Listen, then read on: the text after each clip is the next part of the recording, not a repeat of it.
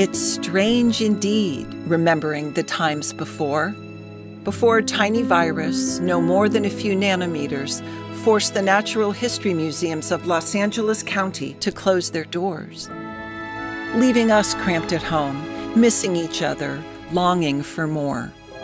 But it was then we realized something impossible to oppose, that curiosity, no matter how big or small, isn't something that can be closed.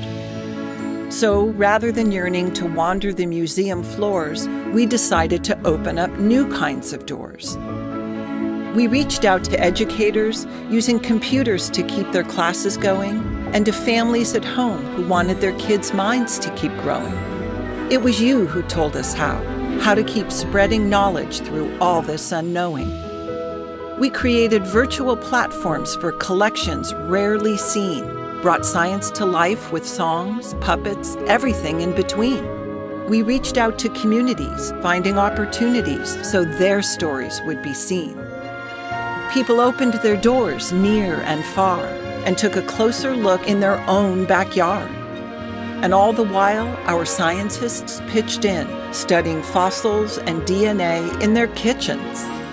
Across the nation, we reached eager ears like never before, learning of wonders that couldn't be ignored, till the rarest thing of all was a creature who was bored.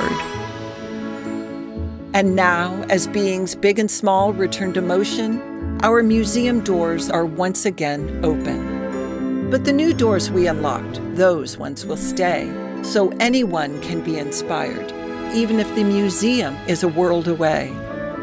Because the Natural History Museums of Los Angeles County are more than just a place, more than a building, but a daring headspace, where a love of nature and a willingness to wonder can be embraced.